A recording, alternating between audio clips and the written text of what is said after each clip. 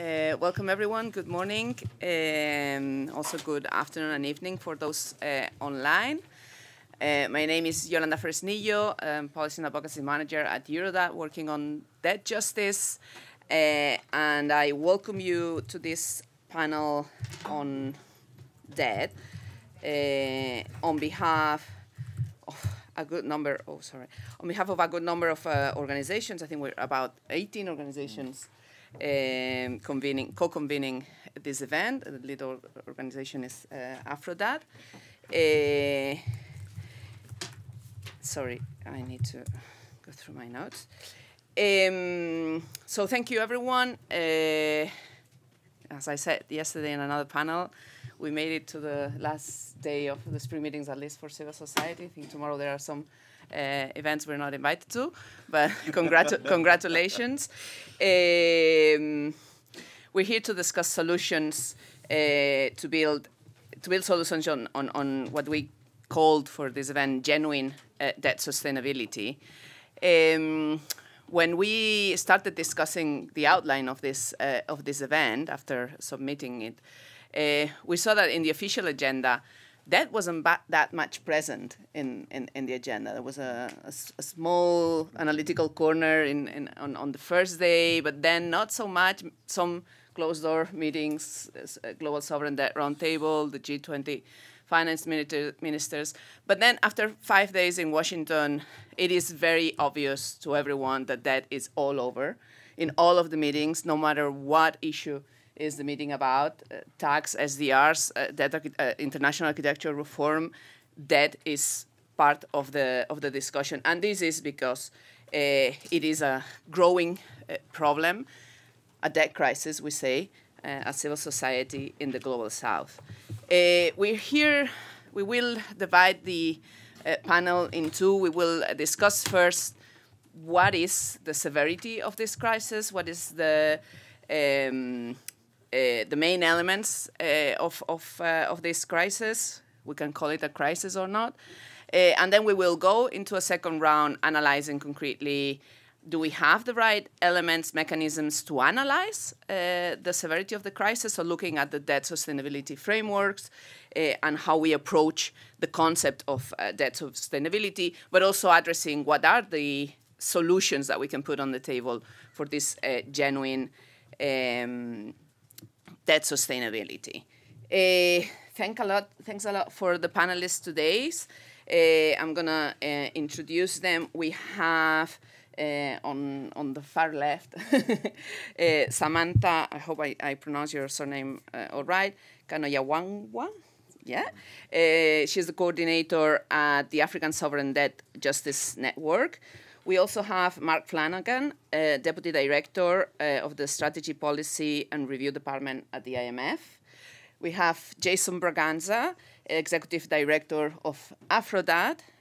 We have Marina Zucker-Marquez, Senior Academic Researcher at the Debt Relief for Green Inclusive Recovery, but also at Boston University Global Policy Development Center. I think I said it wrong.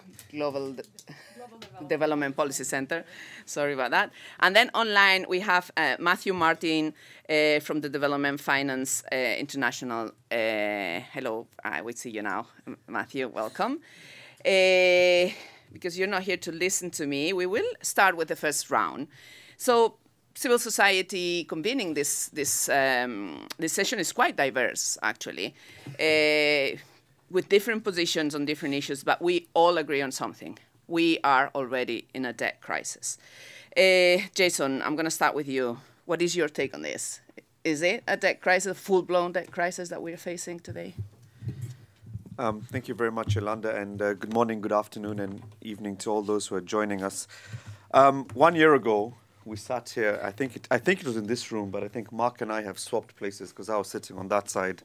And I hope it's also a testament to perhaps not only our physical changing of positions on the table, but also changing of positions on what the crisis actually was. Because when we started here last year, the general consensus or feeling by some in this building was that we were not in a solvency crisis. There was no crisis, and that we were worrying about very little because countries had not defaulted, and that really it was just a short-term liquidity crunch that many African countries in particular and countries in the global south were struggling with. I do hope that somehow that position has changed, given the depth in which many developing countries, particularly in Africa, are having to trade off their development trajectory and their development objectives at the expense of paying off creditors and servicing debt.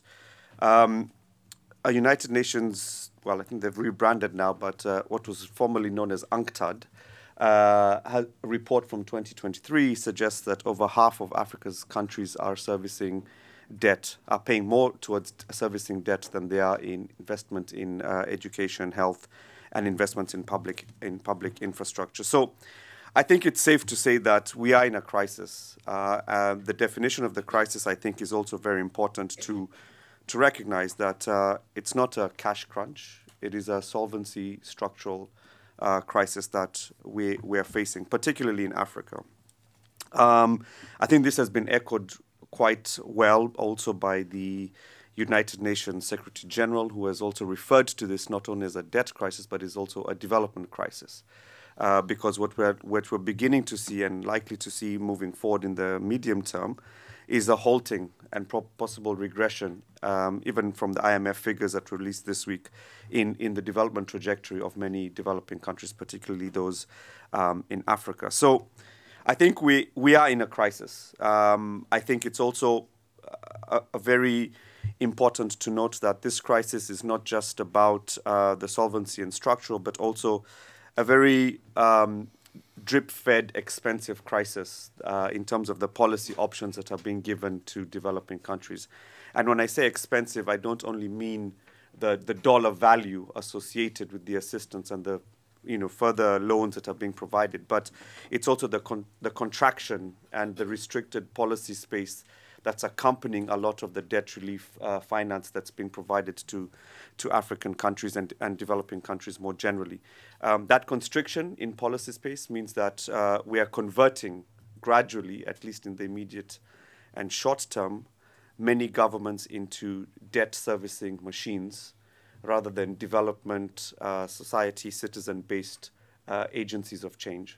And this is what we are witnessing in a lot of the macroeconomic stability programs that are being negotiated. So I think we are in a crisis, definitely. I hope that has convinced us, and I'm looking forward to listening to Mark's submissions there. Thank you, just by way of introduction. Thank you. Before going to Mark, we're gonna pass on to Samantha. Also, going into more detail on how this crisis scenario that Jason described is unfolding in the African continent, if possible. Thank you, ma'am. Thank you very much, Yolanda. So indeed, we are facing a debt crisis. I mean, if you ask international financial institutions, they might tell you we're not really in a debt crisis, or we're not in a debt crisis as yet. But you'll find that if you look at the dynamics and the implications of debt, they are more prevalent in the global south, and even more so pronounced in the African context. So just looking at the G20 Common Framework, the countries that are participating under the G20 Common Framework seeking treatment. For example, your Zambia, your Ghana, your Ethiopia. Looking at Zambia alone, we have got almost, I think we could say we are past 3 years. It's almost 3 years now. And we have registered a default already, 2020 that is. So it's 3 years post the default and still no debt restructuring deal. There have been US and China geopolitics at play. There's also been, just conversations about how we can fulfill the comparative treatment principle that needs to be fulfilled. And all those discussions have also then resulted in the delays that we're experiencing today. Now, the impact on the average citizens is what we need to be focusing on. There have been very, very, very negative impacts on the citizens in terms of how they access education, how they access healthcare, social security, and the like. And so it's very important for us to then just highlight the human rights violations that the citizens of Zambia are facing. But not only looking at Zambia, let's also look at Ghana, for example. Ghana has had to do a lot of domestic debt restructuring as part of its IMF obligations to then have the overall foreign debt restructuring. And then that has just also impacted the cocoa board, for example. We know Ghana relies very much on cocoa production and exports. And so there have been a lot of negative impacts on the stakeholders. Let's look at the pension funds. Let's look at the independent power producers. Let's also look at the central bank itself. So there have been a lot of negative impacts, and these just, elucidate the point that we are in a debt crisis for real. But also, let's move away from the common framework. Let's look at Kenya. Kenya was in the press at some point. The government had announced that it was going to delay on civil servants' payments just because it was going to forward the available resources for debt servicing. So that is another challenge that we're facing. We are in a debt crisis. Let's also look at the avalanche of Eurobond buybacks that are happening. Just this year, the first quarter of the year, we have got 3 countries that have already successfully penetrated the Eurobond market. They've gone back to the Eurobond market. Why is this? It's because they're trying to find other access. They're trying to find access to other credit lines, right, outside the traditional finance institutions. And so that is a problem that we are facing. We have Benin, we have Cote d'Ivoire, we have Kenya. Very soon, we'll have Nigeria joining. We don't know how many countries are going to continue coming back to this list, but it already is not sustainable for countries to then just resort to the Eurobond buybacks. For one reason, it does not make sense to get new debt to settle on old debt, and also at even higher interest payments. And so this is one of the reasons why we need to really acknowledge that we are in a debt crisis, and we need to do something about it. Concerted efforts are required for us to then, push back and say, we are in a debt crisis. As African governments, as African citizens, we need to acknowledge that we are in a debt crisis, and we need the international financial institutions to also acknowledge that we are in a debt crisis. That is the only way we can then find formidable solutions to this crisis. Thank you. Thanks a lot, Samantha. Let us turn out into the online, Matthew, and let's dive also a little bit into the context that Jason and Samantha shared with us. You have been looking also at the indicators behind this context. Let's talk a little bit about those indicators as well. The floor is yours. Sure. Thank you very much, Yolanda. I'm just going to share my screen.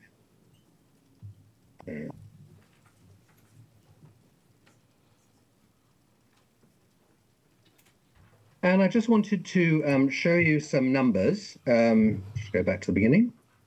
And just before I start, can I thank you and all the co-conveners for having invited me to participate, but also especially Norwegian Church Aid and UNAIDS, who funded what I'm going to say now, because it's all based on our new Debt Service Watch database, which was first produced last year and is being regularly updated.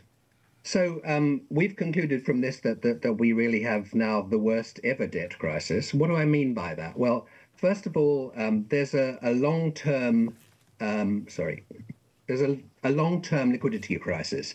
If you look at the average debt service to revenue ratio across all emerging market and developing economies, it's currently 36.4%. Over the next 9 years, it only goes down to about 28%. And that's a very slow decline. And therefore, I think we could say that for the next decade, that's still a very high level at the end. This is a very long-term liquidity crisis, which to me is approaching a solvency crisis. The ideal way to deal with a really long-term liquidity crisis like this would be to cancel debt and cancel debt service. Secondly, it's a very widespread crisis. The service is more than 33% of revenue in 63 countries and more than 20% of government spending in 79 countries. You can see that map there. The countries in red have the worst problem. The countries in yellow also have a problem of the very high levels of debt service across the world. The countries in blue are the ones that are already in default. And you can see that there are precious few countries that aren't red, yellow or blue. Thirdly, it's a development crisis. It's crowding out the SDGs, as Jason said already, but just some numbers. So across total spending across all countries, debt is around 30% of total spending across all countries, whereas education spending is only 12%, health is only 8%, social protection 2.6%, climate 2.3%. That means that countries are spending 13 times as much on debt service as they are on dealing with the climate crisis at the moment. So the scale of crowding out the SDGs is astronomical. And fourthly, it's not just an external debt crisis. It's a domestic debt crisis as well. Over the years, a lot of countries have maybe not been able to get the amount of external funding they would have liked to get. They've gone to domestic financial markets, which are also very expensive in terms of their interest rate costs. And as a result, the debt service is now across the world, on average, 55% domestic and 45% external. So those, for me, are the four key characteristics that we need to take into account. And it seems to me the current ways that we assess debt sustainability have to some degree not done that and allowed a crisis to creep up on us. And the current ways that we do debt relief are really not resolving the crisis at all. I'll come back and talk more about those in the later bits of the session. Thanks. Thank you. Thanks a lot, Matthew, also for the brevity. I'll pass it on to Marina. I believe that you also have been doing some number crunching on what's behind this debt crisis in this new report, Defaulting on Development and Climate, also looking at the issue of debt sustainability. So, Marina, the floor is yours. Thank you very much, Yolanda. I will present some slides based on our new report just launched this Sunday, written with Kevin Gallagher from Boston University and also Uli Vos from Soos University of London. I think a key finding from us is that for at least 1 billion people, that is a very important debt crisis that is going on.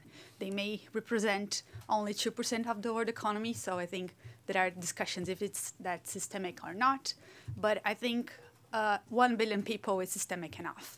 So I will skip a little bit the key the understanding of crisis. I think the other panelists highlighted the challenges we are facing, not only the volume that we need to invest in SDGs. There are suggestions that at least 3 trillion by 2030, being 1 trillion in external debt, right? We are looking only to external debt in this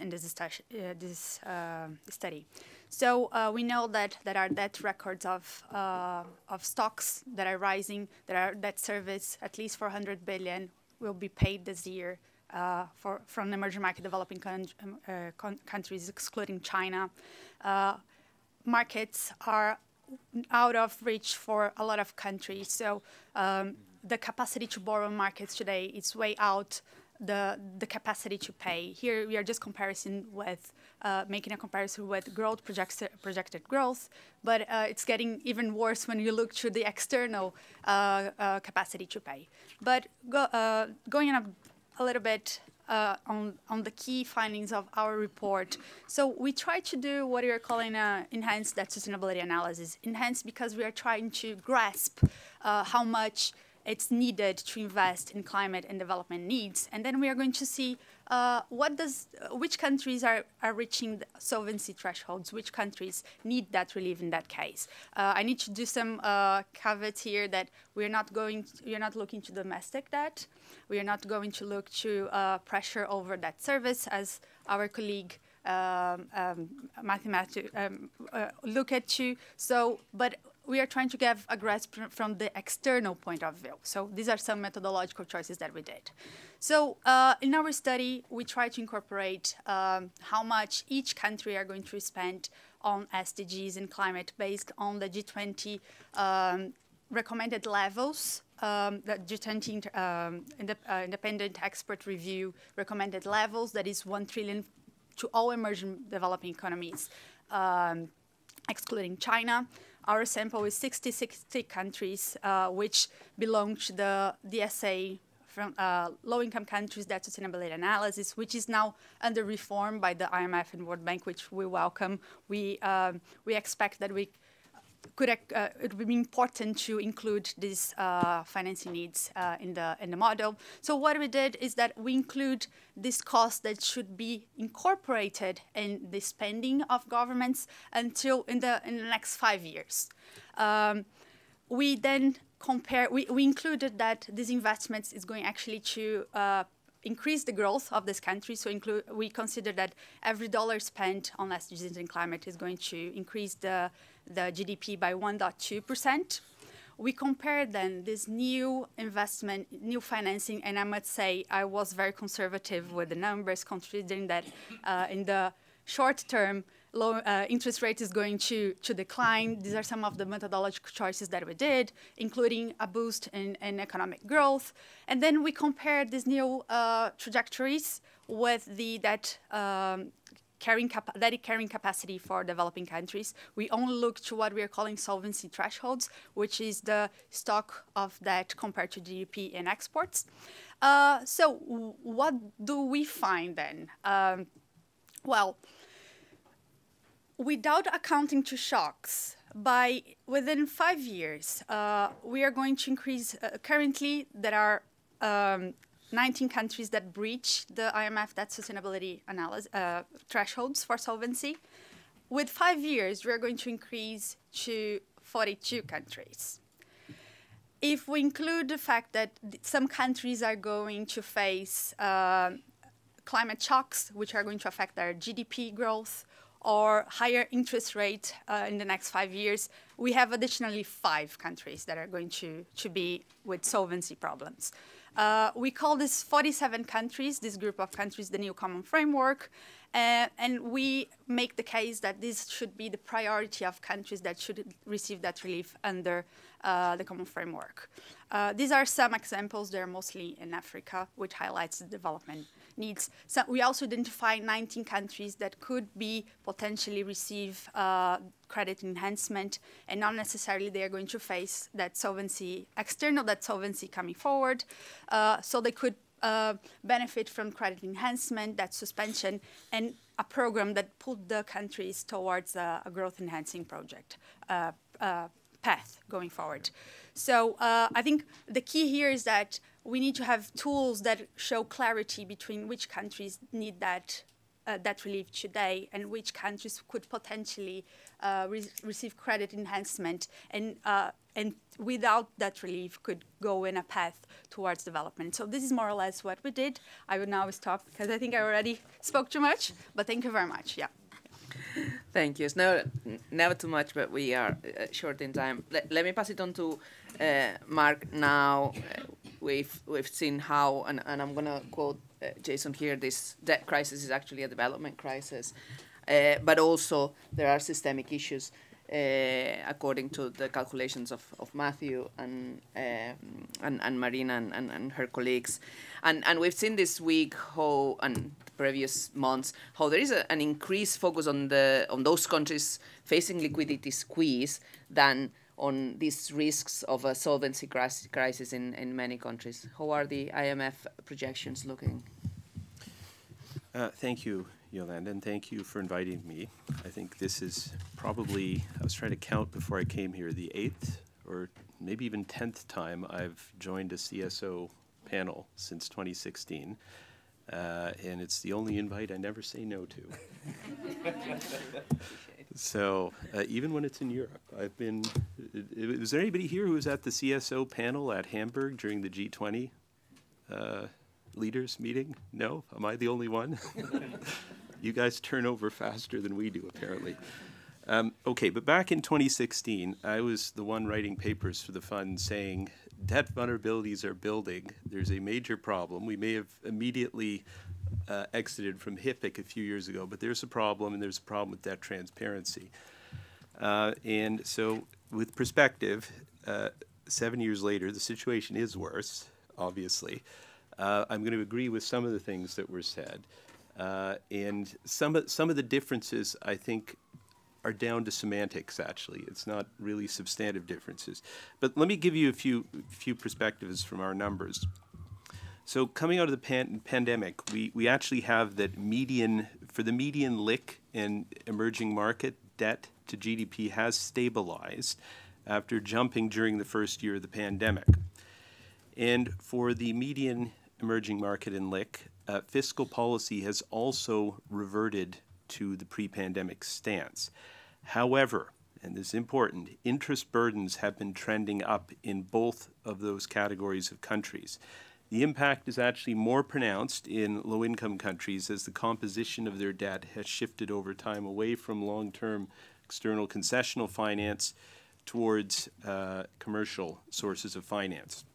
And if we look, we can see that interest to revenue has close to doubled for the median LIC since 2010, and more so for a number of them who have seen a greater compositional shift.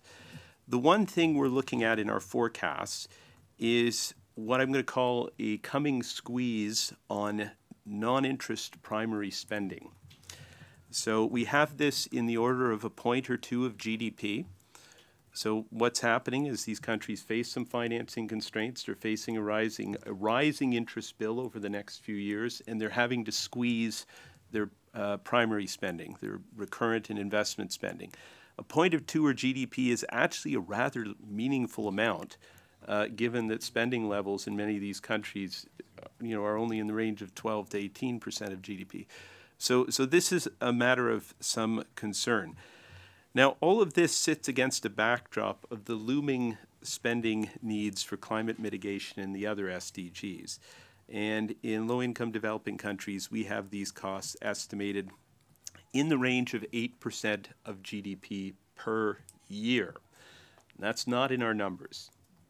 So that also brings some perspective. So on the above-the-line side, we would say there's a problem. On the below-the-line side, which is the financing side, there's also a problem. Because of heavy borrowing over the last decade, there's what we would term an amortization wall ahead for a lot of these countries. We would have that in the order of about an additional 40 billion in debt service over the next 5 years versus the average of the previous decade. That's a considerable amount. In total, calculating higher overall interest burdens, we have about 80 billion in additional financing needs over the next 5 years versus the average of the last 10 years. That's a lot. And all of that is against a backdrop of higher global real interest rates. As you know, we've seen flows from into these countries from commercial sources totally dry up over the last 18 months. They were negative from private commercial creditors. They were negative from a number of bilateral official creditors.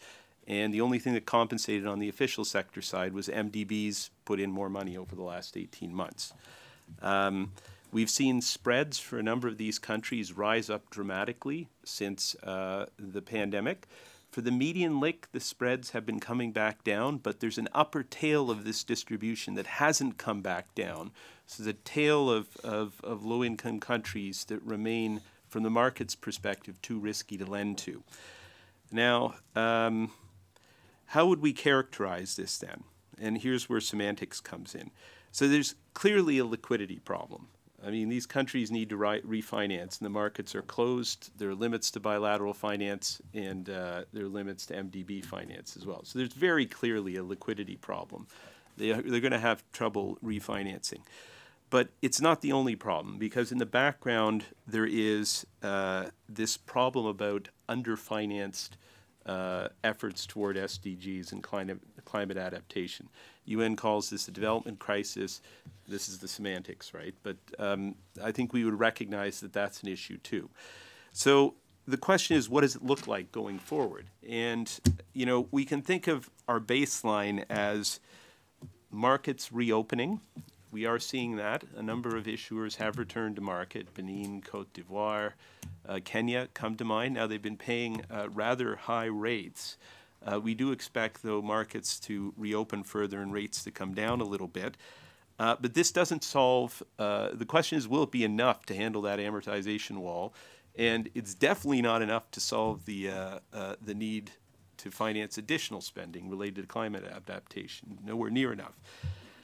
That's sort of a baseline, if you will, in our forecast. Now, we would also recognize risk scenarios here. One thing you learn when you deal with debt is that there's a fine line between liquidity problems and solvency problems. So inability to refinance all this debt coming due might rapidly become a solvency problem for some of these countries and could even become more of a solvency crisis that's widespread. It's not our baseline. But we would be concerned about I guess the scenario of concern would be continued tight market conditions, driven perhaps by continued heavy borrowing in advanced economies.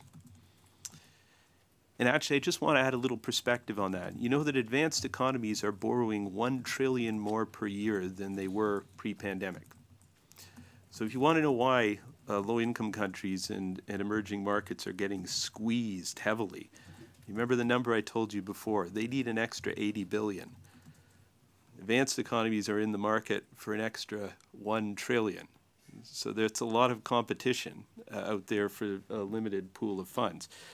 But if that kind of situation continues and we get that squeeze continuing on primary spending, there will be questions about political sustainability for the governments.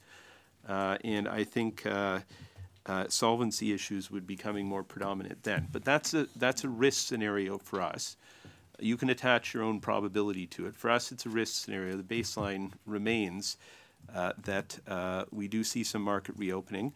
But there is still, even in the baseline, questions that urgently need to be addressed. Thank you. Thank you. Thanks a lot for this, Mark. I'm going to quote you in this, the fine line between liquidity and solvency.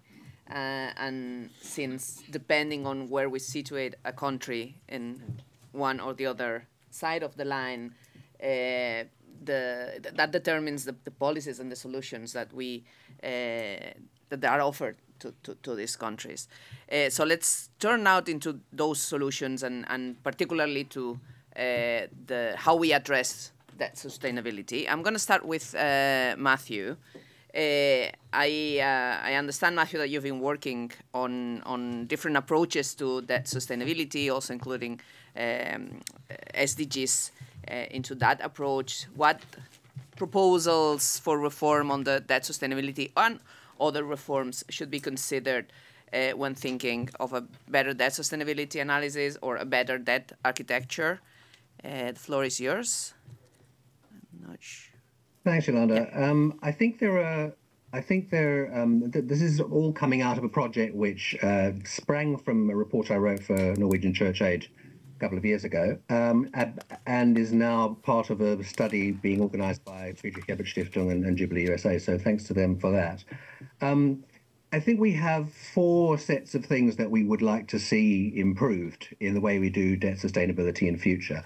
The work that I've done for the book is essentially about how do we integrate these spending needs for the environmental and social SDGs into debt sustainability, and in a positive way, in a way which shows the extra growth which can be promoted by the higher multipliers that exist on growth from spending on what's known as the just green transition, in other words, on reducing inequality, on fighting climate crisis, on fighting the biodiversity crisis, but also in a way which can actually show people in developing countries that there's a prospect of hope of actually reaching some of these goals.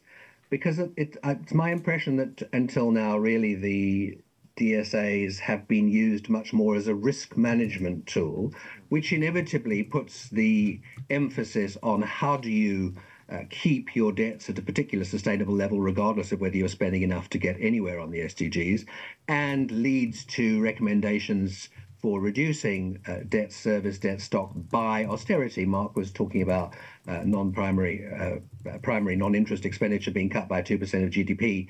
That's what we all call normally austerity. And it's a huge amount that's going on across the world at the moment because this is the recipe that's being given to countries in the absence of a positive alternative. So my paper says, here is how we could include all of these costs in a very feasible, practical way, which wouldn't involve a lot more work for everybody, and shows that it's definitely feasible for us to integrate those costs into the DSAs going forward.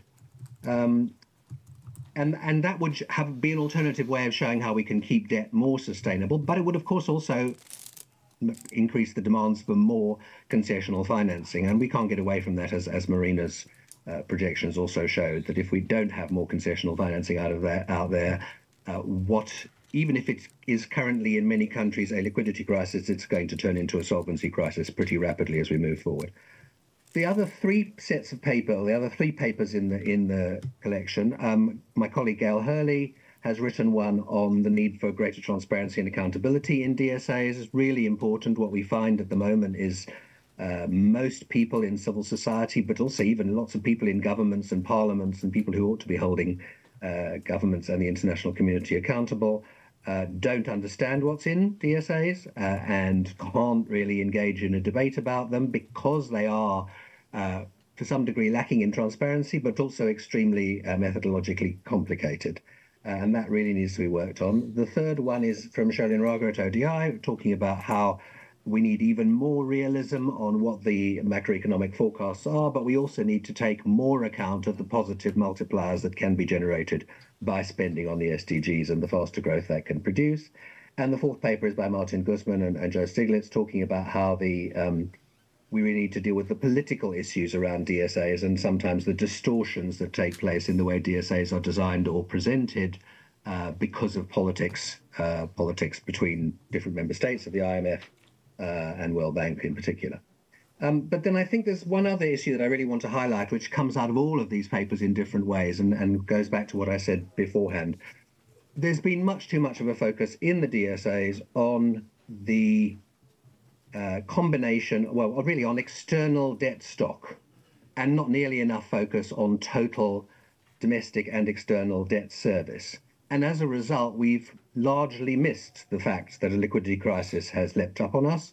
We've not ignored, but definitely downplayed the fact that debt service has been crowding out the SDGs, as I showed in the earlier discussion. And so it's absolutely vital that in any ongoing reforms of the different DSAs and the way we do it, that there should be a very strong emphasis on that liquidity issue. Final point, really, who does DSAs? And this is another really important issue. One of the reasons why there's very little ownership of the DSAs is that often they become a technical task just inside a particular small group of technicians inside the Bretton Woods institutions and the governments in the countries. It's really important that DSAs are done by organizations which are involving civil society, involving broader groups in their discussion, in the assumptions that are made in them, and particularly the assumptions about what the spending will be. That going forward, there ought to be more diversity in the people who actually do DSAs and much more capacity transfer to people in developing countries in the global south so that they can actually do them for themselves. Thank you. Thank you. Thanks a lot, Matthew, for that. I'm going to turn on to Marina.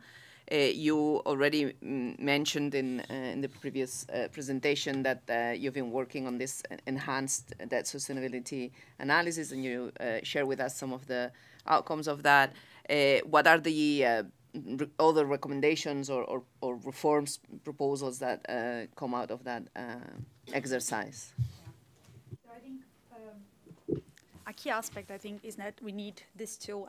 Maybe I won't speak a lot on the DSA itself, because I think Matthew highlighted the key point that is including investment needs in the debt sustainability analysis. But we need a tool that actually shows us in which countries are actually would need that relief. And but beyond the reform of the debt sustainability analysis, I think we need urgently to reform the institution that should support that relief in developing countries. I'm talking about the Common Framework. We have so far, we are in the 4th year of the Common Framework. We only had 4 countries applying to the Common Framework. And as we have shown, there are many more countries that should be receiving that relief. So why are they not applying? There are key aspects. So what would a better common framework would look like? I think a key would be to have the DSA as a pillar, a DSA that takes into account developing needs into the analysis, but we also need to have a full participation of all creditors. And here it's very important, the most expensive creditors that are bondholders. I think there are ways to bring bondholders to the table. They charge very high interest rate ex ante. This has highlighted the need to provide more debt relief, assume more debt relief ex post. We are in our project we are putting forward the idea of a Bretton bond plan, which could incentivize the participation of bondholders. Of course, this alone won't make it. We need sticks as well. So changes in legislation in New York, London, in key jurisdictions are key. These are some of the key reforms of the common framework, but that relief is not a solution alone, right? It has to be complemented with a lot of more financing that is concessional, so MDB financing is going to be key. More affordable financing from private markets, so there is a space for credit enhancement and risk mitigation here as well. And also the increase a better global financial safety net, where when countries actually have liquidity problems, they can go to regional financial arrangements, swap agreements, the IMF. So the global financial safety net is designed to deal with liquidity problems, but as it today is not functioning to do it. So I think these are the key points for reform. Thank you. Thank you. Thanks a lot, Marina. Let's turn to Mark now. So the IMF and the World Bank are facing the review of the LIC DSF after the review of the Debt Sustainability Framework for Market Access Countries. I can never say the new acronym. SRDSF. SRDSF for Market Access Countries, in which there was an incorporation of new elements, including long-term climate risks. What can we expect from that process, and particularly in relation to what our colleagues presented on how to incorporate not just climate financing needs and risks or shocks, but also the SDGs, the issue of transparency, the issue of domestic debt that is arising as a key issue also. Who does DSAs? What other debt architecture reforms do we need? In the IMF, but also in your perspective, what do we need to ensure that we bring bondholders on the table and guarantee sufficient or adequate debt relief when needed? We have right now the process to pass on legislation in New York. There are other possibilities in other countries, in UK. Is that a good way forward? The floor is yours. That's a lot of questions. That's a lot of questions in like 5 minutes. So, do you think we'll have time for a third round? No, that's okay. This is the second and third round together. Okay. So quickly then, of course, I was one of the authors of our LIC DSF framework and the SRDSF. So, and I'm helping to oversee the work on the LIC DSF right now. So let me tell you what I think you may see going forward. First, and it sounds odd to say this, but we need sharper measures of debt sustainability in the LIC DSF framework. For those of you who are technical aficionados, technically the framework measures the risk of debt distress, which is not the same thing as solvency. So there's an easy technical fix to this that we can do, just re-estimating the model for solvency events, and we can fix that. But a more nagging problem is the use of the discrete thresholds for debt carrying capacity in the framework. In the SRDSF, we corrected this with more continuous measures. The LIC DSF, though, maintains these discrete thresholds, and these create cliff effects and lots of arguments over just how much debt a country can bear. So we are looking at that as well. But these are related to this nexus of how do we get a sharper measure of solvency for a country. A big issue that's arisen is the question of how to account for market debt. Now, for those of you who've been around a long time, you know the LIC DSF was set up to support the HIPC relief framework.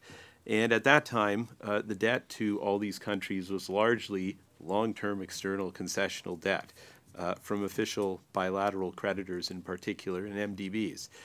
And we've seen a situation now where many of these countries have started accessing both external markets and much more aggressively accessing domestic markets. And the framework doesn't really have a tool to help you deal with these issues. Now, again, that's not a hard fix, we can weave in such a tool that allows an analysis of market finance-related risks, and we've shown how we can do it in the SRDSF, but we just need to look at how precisely to calibrate it. But I think you can count on us having better technology built into the next version of the LIC-DSF handling that. Climate-related risks.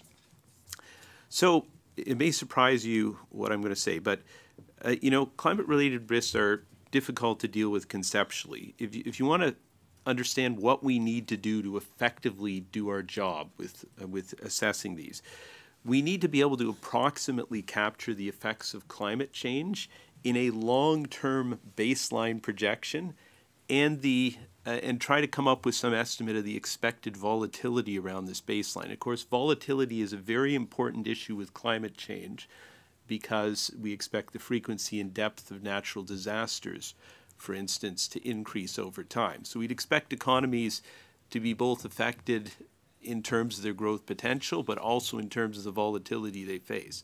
So we need to be able to do that.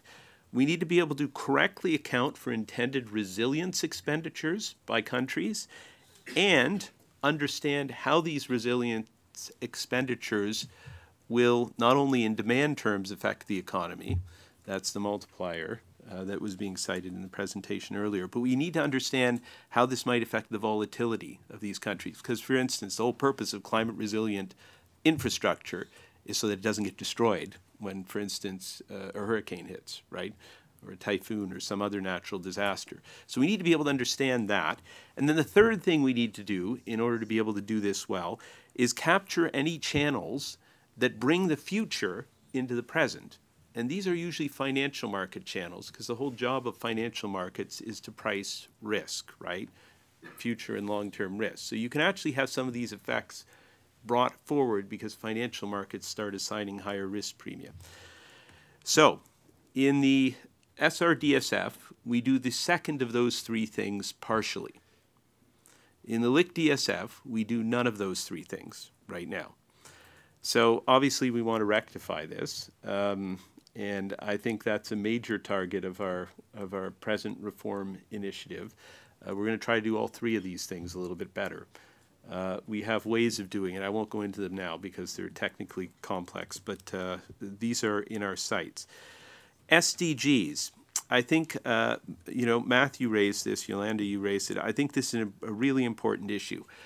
And I'm going to characterize it this way for you. Right now, our frameworks are good at identifying risks and that might change the situation to the downside. They're less good at modeling opportunities.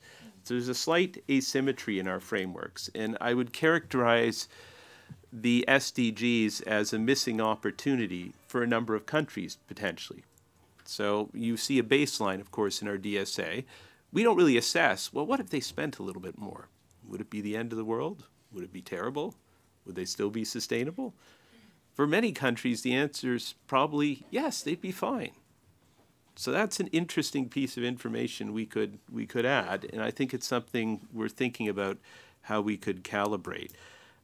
Transparency, I totally agree that this is a critical issue. We do spend a lot of money every year, over $1 million, trying to educate country officials on use of the frameworks. And one of the problems we have is turnover. We teach people and they leave for the private financial sector. But you know, we can keep trying with that. So it's not easy to build capacity because you have to compete with other employers. But we will keep trying with that. Transparency, we made a lot of progress in the last review. I think the philosophy we've been trying to embed in the framework is that greater transparency allows for greater accountability, and that we cannot police every last line and every last number in a DSA, but there are people who are very happy to do the job for us, including everybody in this room if they could have the opportunity, right? So the philosophy here is actually to try to be more transparent about assumptions, about realism in the baseline, about a whole host of factors so that civil society and country authorities themselves can take a deeper look at what's going on in the DSA and can bring out any problems they see. And we're going to try to further enhance that going forward. On the question about relief, That's a tricky one. I mean, we've released some reforms this week. You may have seen the GSDR progress report yesterday. You may have seen that we released some debt policy reforms on Tuesday. These are complex, but these are designed collectively to support faster restructurings. So I won't go into the details, in part because of time. I could, even with the experts, it takes about 2 hours to explain these things. And I mean, by experts, I mean lawyers. So lawyers who have expertise in sovereign debt. But the bottom line is, you know, what you've observed in these restructurings, I think some of the speakers brought it out, and you brought it out, Yolanda, is long timelines between a country getting into trouble and us being able to have a program and the restructuring getting done. Timelines that have run 2-3 years in some cases. And we think we can reduce these timelines with these reforms rather substantially. And we're looking at trying to get, for instance, the timeline from initial problem to program, IMF program approval, which is a big step, down from, in the initial cases, it was running in the range of 12 to 18 months, down to 4 months. We think we have that ability now. Of course, we have to deliver. We have to execute well. But the reforms should, in principle, solve some of the problems that held these things up. That would be a big innovation. The GSDR dealt with another tricky issue that has been holding up restructurings, which is comparability of treatment. Creditors get very exercised about this, about getting the same amounts as other creditors, and you can understand that, of course. But it's actually a very difficult concept conceptually, and it's very difficult for everybody to agree on what this actually means. The GSDR made some progress on this, and I think importantly they made some progress on the recognition that there has to be an effort early on to let everybody know the expectations in regard to comparability of treatment, because without that, it actually is impossible to make progress. If nobody knows how you're going to evaluate it, it's very hard for the people doing the restructuring to actually design the restructuring. So there is progress there. I mean, I'm cognizant we're short on time. I want to give the other speakers time. But bottom line is, I think you're going to see some improvement in some major improvements in restructuring timelines going forward. I think the DSA, it's going to take us a couple of years to get done. I think we'll take care of some of these problems in the DSA. I don't want to make any promises that DSAs are all of a sudden going to deliver deep debt relief to countries. That's more of a political choice than a technical or economic choice. And the politics would need to fall into place for that. And it's not there at the moment. But bottom line is we're making progress on a number of these issues. Thanks. Thanks a lot, Mark. That was very helpful and informative. Also, sometimes it gets a little bit too technical for some people. We're also doing that education work with civil society, less costly, but with AFRODAD, with Latindadd, with APMDD, with Jubilee USA, and many other organizations here, we also try to do work in order to be able to, for civil society in the countries, to be able to understand what it does the DSA from their country mean, and also to be able to participate in those debates, and we will be actively participating in the review. I want to acknowledge the work of the Open Societies group in providing grants. I don't think Jeff's here, but yeah, they've done some work in spreading funding around to that end. Thanks. I'm going to turn now to Samantha, also to comment on what are your expectations of new approaches to debt sustainability, but also on other reforms. If we were to achieve debt sustainability, incorporating, I don't know, human rights perspective, SDGs, climate, what would be the way forward in terms of reforms that we need? Samantha. Thank you, Yolanda.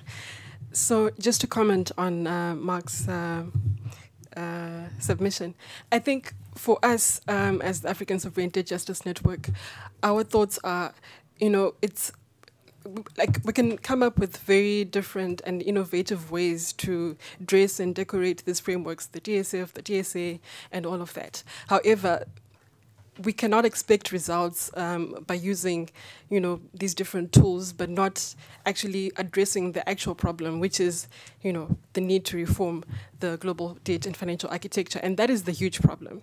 And so it almost sounds like it's a piecemeal kind of solution that is being forwarded. However, it won't work in a broken system. And so using the DSA, using the DSF in a broken system is expecting results that will not be achievable. We're setting ourselves for failure. And so what we do need is the reform of the global debt and financial architecture. And that would mean, in terms of debt restructuring, we would need a new comprehensive, fair and effective debt restructuring mechanism that would be based on a UN body, which would ensure that, all creditors, as Marina had already put out there, all creditors are able to participate in the debt restructuring, all creditors, including commercial creditors as well, bondholders and everything. So that is my reaction to Mark's submission. And going to reforms, I think 3 things are very important.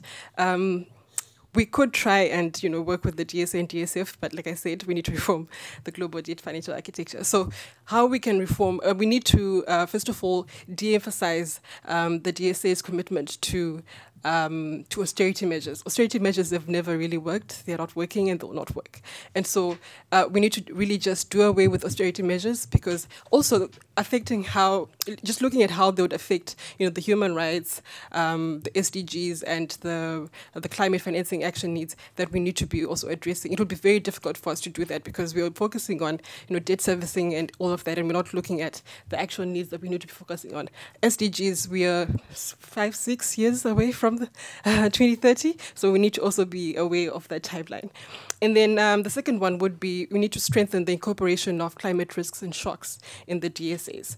More so importantly, just looking at how we are also talking about the climate action needs that we need to be focusing on, looking at the green transitioning, looking at just energy transition. So it's very important for us to strengthen the climate risks and shocks in the DSAs.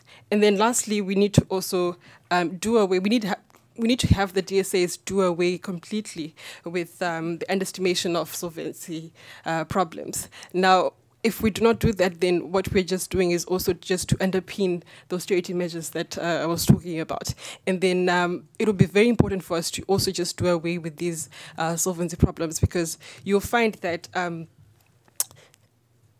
in other words, would be basically legitimizing, the unsustainable debt levels that we are currently facing, as well as the debt service that we're bemoaning about. Instead of focusing on education, healthcare, social security, we're just focusing on debt service. So I think those would be my 3 submissions. However, those are piecemeal solutions.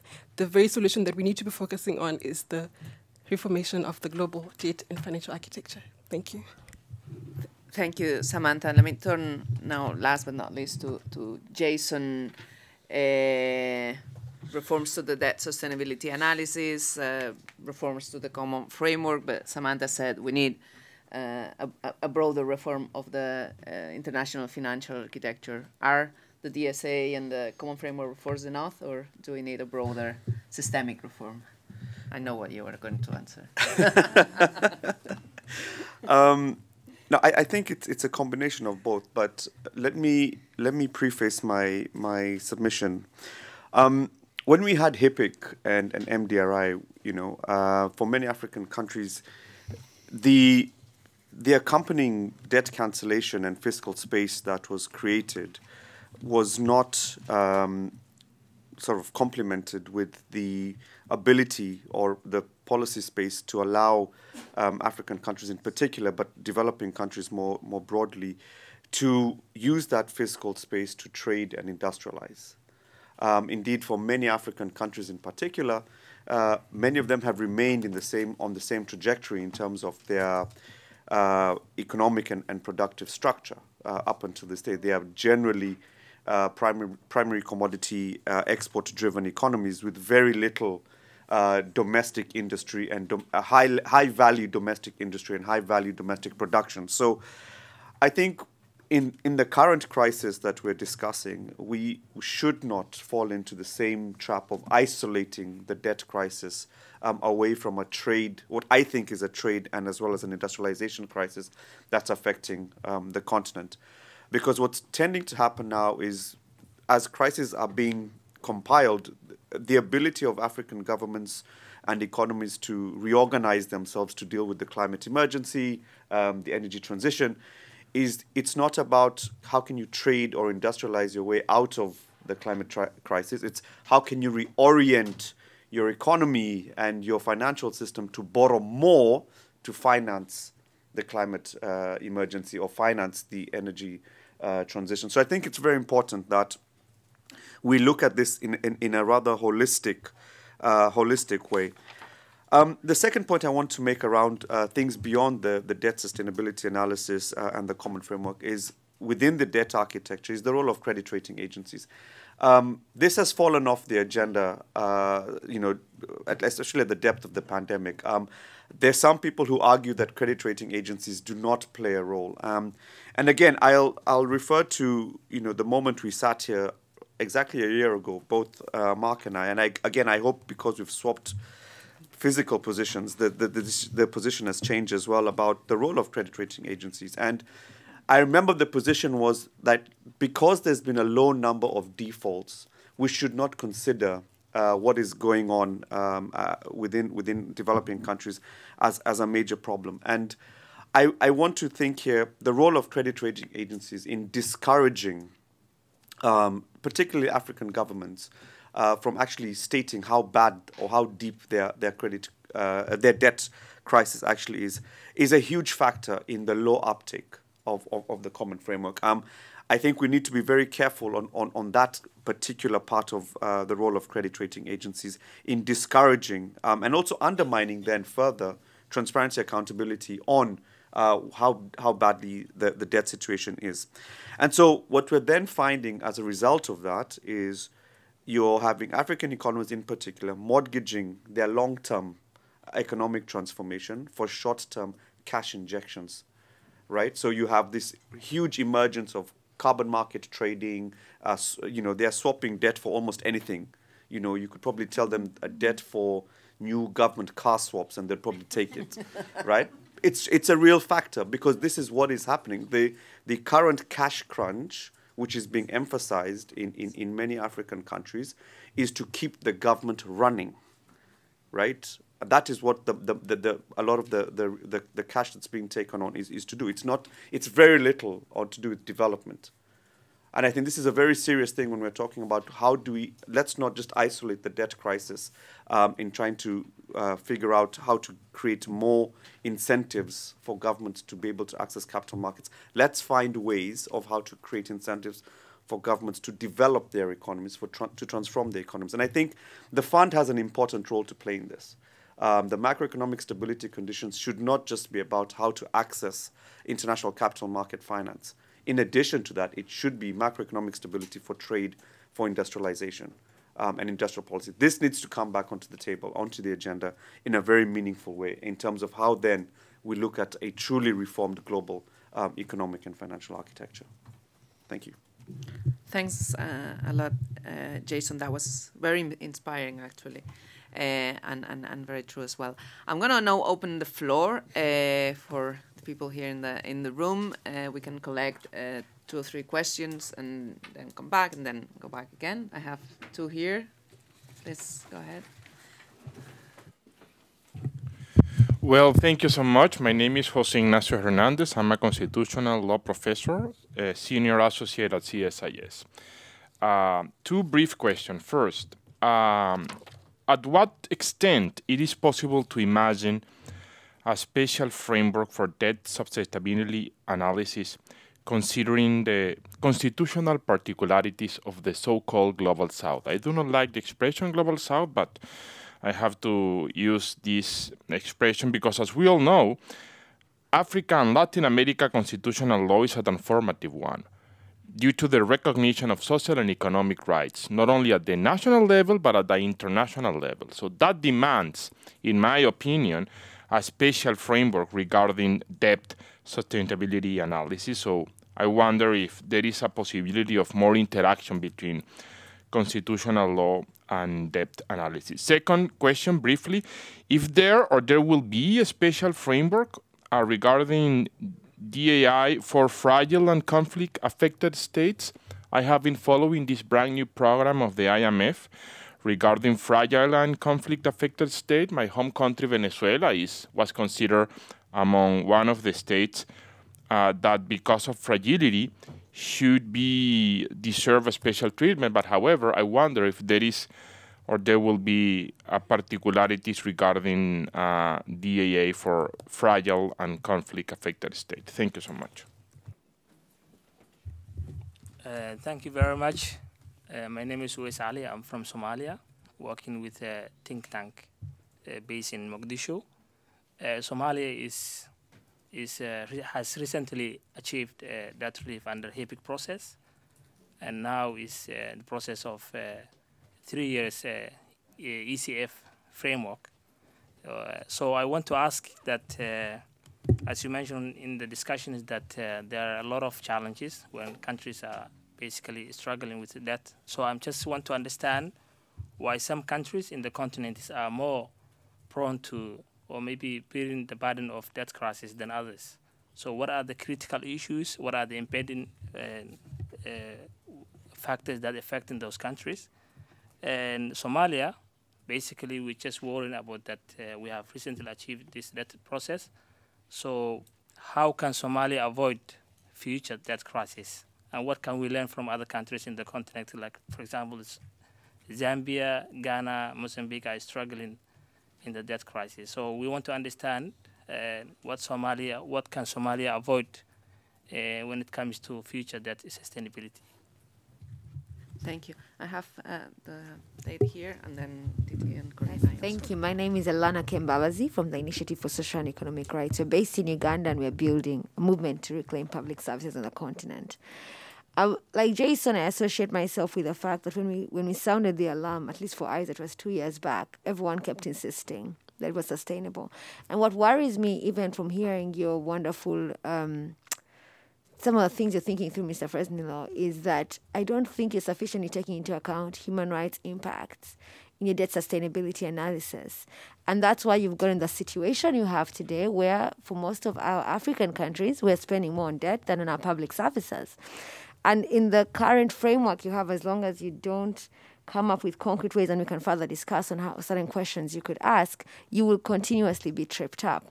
It may be climate change is another shock. You could think about COVID, you could think about, until you begin to have that. And the participation that someone pointed out that I thought was very important, participation of civil society in terms of how you think through this. So it's just to continue to encourage you. I know right now the World Bank, IMF are rethinking it. I'm hoping that we can still find a way to influence those processes, because what is ahead of us is much worse than where we have come. What we have seen the last 3 years is we actually don't know what the future holds, and therefore need to be a lot more pessimistic, I guess, in our assessment of how easily it is for us to get into a crisis. I still also don't have a clear sense of whether you think there will be stronger, whether the calls to cancel the debt or to take on more debt relief are things that the IMF at some point, I don't think you'll completely associate with, but whether or not, I've sometimes been laughed at by some of your officials when we raise this. Thank you. Thank you. Let's take the two more, Didier and then Corina, please. If they are short, we can do another round. Yes, one key variable for that sustainability analysis is the fiscal surplus or deficit that enters the projections, and so we see a line there in all the tables, and it refers back to the IMF's definition of that sustainability, which I don't have in front of my eyes, but to paraphrase it, is that the IMF will demand as much austerity as politically feasible in a country, and then if that's not enough, then it will ask for debt relief. And yeah, that's really a critical variable, how much the IMF demands in terms of austerity. We have talked a lot about over-optimism in terms of GDP, and I guess it's a question or also a request. Can the IMF look back at all the projections in terms of fiscal balance, and then the actuals in the past instances, and see and learn whether there has been whether your assessment of political feasibility to demand austerity has not been too optimistic in the past. Thank you. Hi, Corina Rebeta, I'm with the National Democratic Institute. Actually, my question really reflects the points that the lady before has made. And I was wondering if you have any solutions or concrete proposals for how the voices of those who are not represented but are most impacted by the debt crisis are actually going to get to those political levels of decision. And Mark, you mentioned this in the end will be a political decision. You've all come up with really great solutions. How are these solutions going to be reflected in the political decision making? Thank you. Thank you. Yeah, if it's very short, and we can go. Hi, my name is Delfina. I'm coming from Argentina for a public bank. I'm wonder, yes, like you all turn around when I say Argentina. So we are going through an experiment which is pretty successful in terms of austerity, but there is no any positive outcome in terms of growth. So I'm wondering how you are modeling the possibilities of like very big sovereignty crisis in my own country that might have contagion effects to the other least developed countries. Thank you. Thank you. Thanks a lot. So we have a question on how we manage constitutional framework versus the DSF review, how we avoid further debt crisis after debt relief, like in the case of Somalia, that could learn from previous examples, the impact of DSAs, so the human rights impacts in DSAs, but also how to bring the voices of the communities affected by these policies into these policy spaces. We have the question about over-optimism bias, but also how much the IMF is putting pressure on austerity, fiscal consolidation, and pushing the political context as much as possible. And a question on Argentina, but also obviously on participation. I don't know if someone wants to start. If not, I think most questions were addressed to you, Mark, so I'm going to give you the floor. But then also... But yeah, before I answer all of them, does anybody want to come in and offer a view on one of them or two of them? I'll come in after you. You want to wait till... After you. Okay. Okay, so these are good questions. So let me try to cover all of them. So the constitutional particularities. Actually, every country has constitutional particularities that create rights, and these can come up not just in the global south. For instance, it came up in our Greek program with challenges the Constitutional Court on pension reforms the government had enacted. So this is a regular feature of a policy dialogue. Now, when we do our macro modeling, we are trying to reflect our best understanding of the legal framework for policies, which is generally the budget. The budget is, of course, obliged, you know, depending on how the legal system's set up, the budget is obliged to reflect what is the law of the land. It doesn't always do so, though, or there can be gray areas in the constitutional law or the practice of the law that allows the government to try something that may subsequently be challenged in court and then may have to be brought in. But the bottom line is, if something is a hard right in a constitution and that happens to be challenged in court and reflected, we're going to have to reflect it in our program, right? I mean, we have to reflect the government's spending requirements. So it will come in, but as a constitutional lawyer, you'll know that sometimes these things aren't entirely clear at the get-go, and it can take time for the courts to work them out.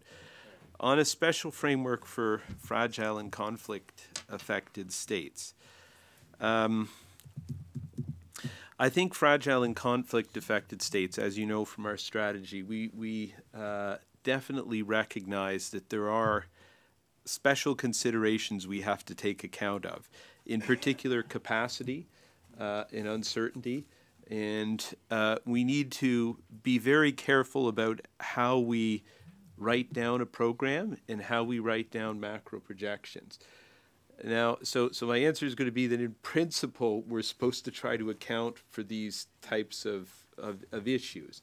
In practice, it's difficult, but in principle, we're supposed to try to account for them. So I don't think a special framework for the DSF is needed, but we need to be very careful about what kind of methodologies we use in the macro modeling of these situations to try to pick up the vulnerabilities and fragilities. So some countries being more prone to crisis than others, I mean, there are reasons for this, right? You know, oftentimes if you ask people like me who do DSA modeling what you're trying to do, DSA modeling is about capturing the interaction between pre-existing vulnerabilities and shocks. And it's those two things that tend to produce a crisis, right? So you have a country with a pre-existing vulnerability, there's a shock, maybe it's an external shock that exposes it, and bang, you're in a crisis. So what can these sort of vulnerabilities be? Well, a lack of diversification in the country's economy, exposure to just a few sectors, meaning, and if you're a small country relative to the global economy and you're relatively open, shocks in the global economy in these sectors can have outsized impacts. So the example of Zambia and copper comes to mind, right? But Ghana and cocoa to some extent. So there are a lot of smaller countries that have a rather concentrated exposure to certain industries, and when they globally turn down, they're much more prone to be affected than others. There are other particular issues that can come up. Conflict is a famous one that can produce problems. I mean, it's hard to run any economy when there's conflict, and there can be very complicated reasons for conflict that can date back a century or more. Yeah, that can be one as well. So how to avoid it if you've actually had a debt crisis and been exposed to these things? Well, I mean, it's a really difficult trade-off for a lot of these countries. We know in theory you can avoid these things by building what we call buffers, right? So many of you would have heard of oil funds, oil stabilization funds. That's a classic case, right? Oil revenue can be extremely volatile. So you set aside a little money when the price is high, you draw on it when the price is low.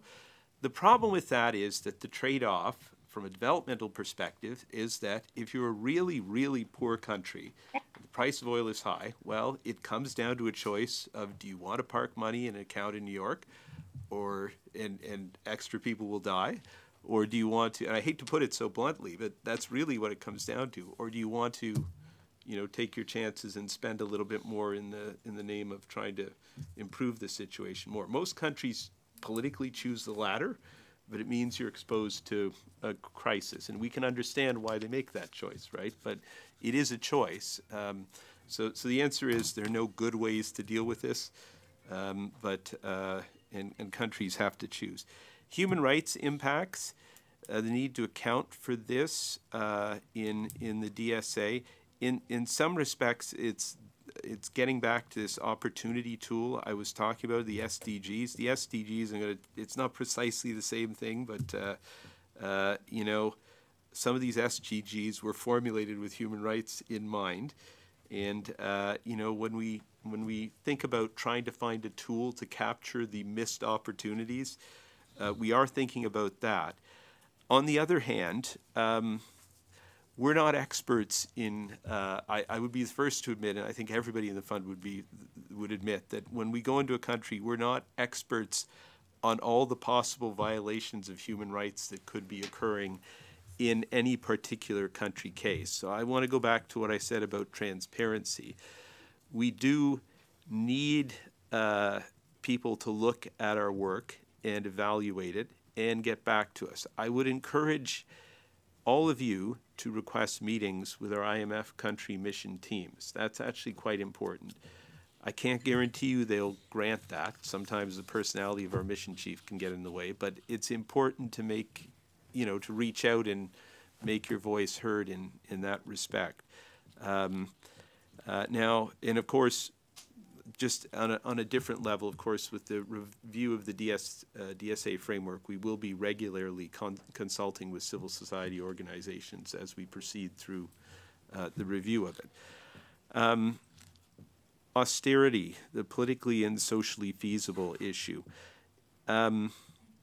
So this is a really difficult one because we're not political scientists and we're actually not experts in any particular political economy in a country. So we do rely quite a bit on the government to try to bring this to light.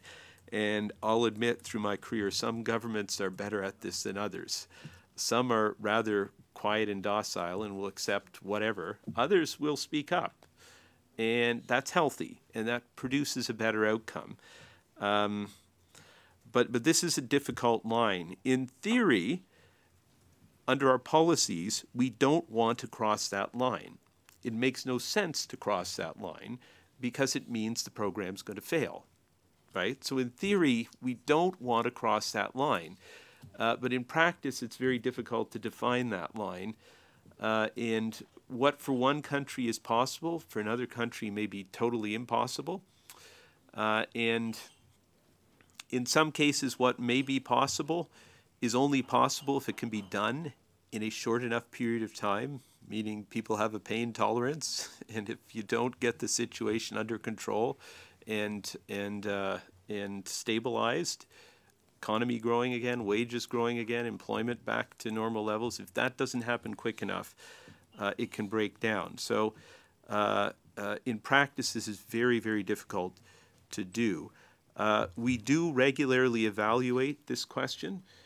You'll see us do this when we evaluate our exceptional access framework. Our exceptional access framework has an uber condition along these lines.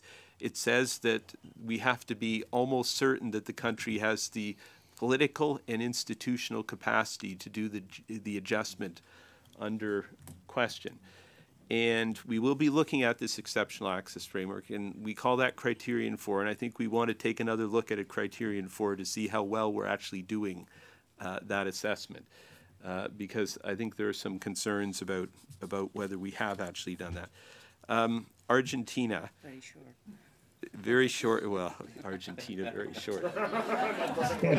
There's a contradiction in terms, but okay. So I touched in some of the answers on some of the issues that come up in Argentina. One is political and social feasibility, and that's clearly high on our mind in the Argentine case, where the government wants to pursue a very aggressive stabilization strategy. I think you've seen the government, with our full support and encouragement, significantly try to raise some of the transfer programs to try to at least provide some safety net. But I think this is a question, and I think this is going to continue to be a message from us to the Argentine government that you're going to have to underpin this politically and socially. How do we model these matters? It's actually not so much a modeling issue. It's a question of how do we assess in our exceptional access framework these political institutional capacities. So if you want to know how we're thinking about it, read our assessment of the exceptional access criteria in our program reports. That'll tell you exactly how we see political and institutional capacity and why. Certainly at the moment we see it as a very significant risk, and it's something we're watching very, very closely in the case. That's all I'll say about Argentina for now. Thank you. I'm going to pass it on to who wants to come in? You want? Okay. Jason, short as well, if possible. Yes. I think I'll just direct my response to Mr. Ali from Somalia. I think two things. I think it's very important, given the context of the conversation that we've had, is advocacy on protecting or ring-fencing social spending and investment be a major strategy, advocacy point that is passed on to government officials at all costs, because certainly when we've heard about the austerity, the fiscal consolidation, these are the sectors that are hit hardest the most. The second point is understanding what public sector wage cuts or wage bill cuts actually means in English for a developing country, particularly in Africa. This doesn't mean it's just civil servants who are sitting in line ministries, right? It means it's civil servants who are teachers, who are doctors, nurses, who work in public facilities. They too sometimes fall victim or are part of what some might consider collateral damage of public sector wage bill controls, or improved government efficiencies, as some people may also refer to it. So I think in the context of Somalia, and given that the HIPC decision point has been reached, and now there's this ECF program that's out there being rolled out, I think from an advocacy point of view, protecting public servants who work in the social sector and protecting investment and expenditure in social services is critical, particularly since you work with a think tank that will be doing a lot of this advocacy. Thanks. Thank you. Samantha, do you want to come in? Thank you. I think I'd want to speak on the one about the intersectionality of the DSA and human rights, the human rights impact in the DSA. And I just want to say, I think this also just brings about the intersectionality of debt and human rights and climate change and all of that. And I think talking about climate change, you mentioned something about the pandemic and how uncertain our future then is. And I think about climate change, we are actually facing the impact of climate change now, looking at Zambia, which is already facing, debt distress and really needs urgency in terms of restructuring. You'll find that, just recently, Zambia actually declared a state of national emergency in terms of drought. It's being impacted by the El Nino. And so we need urgency in addressing that, because there's that intersectionality between debt and climate change. And I remember Mark said there's going to be some improvement in terms of timelines and as far as debt restructuring is concerned. So in that context, maybe my question then to Mark would be, when can we expect this improvement in terms of timelines? What is the timeline for that improvement that you have said will come very soon? Thank you. Marina? Well, a lot to precise, and I will just make some general comments, trying to answer some of the questions and also to the panelists. Very short as well. Yeah. So I think the key point is that we have to remind ourselves the goal of everything we are doing, right, which is stop defaulting on development. And all we have discussed today are tools. So, yeah, so basically the debt sustainability should be one tool. Industrial policy should be another tool. So how do you bring this all together and guarantee that we can go through the path of development while maintaining that stability? I think this is the key aspect. Yeah. So I'll finish here. Yeah. Thank you. I don't know, Matthew, if you want to very briefly come in. We're out of time, but I guess you're there. So we don't. Well, just two very quick things. Yeah, two very quick things. One on Somalia. When we were looking at why countries got into a debt crisis this time around, the number one factor was going to commercial markets. And the number two factor was developing domestic debt markets excessively. So my view would be really focus on domestic revenue mobilization, focus on concessional financing, be cautious with the domestic debt market, and preferably avoid going to international markets. And then secondly, the sort of implication of what some of the other stuff I was saying for debt relief. Mark very briefly said, it's almost in brackets, that we weren't at a stage politically where deep debt relief was feasible. Well, and that's the huge problem. We often get asked, why are more countries not applying for debt relief given the crisis? And the answer is debt relief is neither deep enough in terms of the reduction of the service burden, nor long enough in terms of the duration. My real concern at the moment is that people are going to come up with some kind of interim solution which makes it worse. So that if you actually now were to say, let's have a suspension or a rescheduling of debt service for the SDG period, you saw from that graph I showed earlier that the debt service will still be high after that. If you add that postponed debt service in with more interest on top of it, you will just be creating a worse problem for the future. So the sooner that we can get that political will to actually maybe reduce debt service, domestic and external combined, to about 15% of the budget, then that will be much better for everybody. It'll be a genuine solution to the debt crisis. At the moment, I'm sorry to say, even if it's getting faster and more comparable, it's way, way away from a sustainable, proper solution to the debt crisis. Thank you. Thanks a lot to everyone, to all the panelists, to the attendees also online, to the co-convening organizations. I was about to read them, but we're out of time. And I use a second to also try to answer one question, which is how we bring those voices from the Global South into this, the decision-making spaces for the debt issues. I think together the different organizations, AFRODAD, Latindadd, APMDD, Jubilee USA, the African Sovereign Debt Network, the Justice Network, sorry, and many others are working very hard to do the analysis and to do the influencing on the IMF and creditors' policies, but also to build a strong, wide, knowledgeable, coordinated debt movement. We have huge opportunities ahead in next year particularly, but this year with the 80th anniversary of the Bretton Woods institutions, there's going to be mobilizations. It was said maybe there's no political appetite for debt relief. There was no political appetite for HIPC, and we built a massive social movement that made HIPC possible. That is our challenge as well. That's not Mark's challenge. That's on us. We have the Financing for Development Conference next year, which is a huge opportunity to try to push for international financial architecture reforms. By the way, if you're looking for human rights experts, there is a UN independent expert on human rights and debt, so that can be a source. You can also bring into the IMF social, political scientists, particularly from the Global South, gender experts, climate experts. We're here to do that, but also that would be good.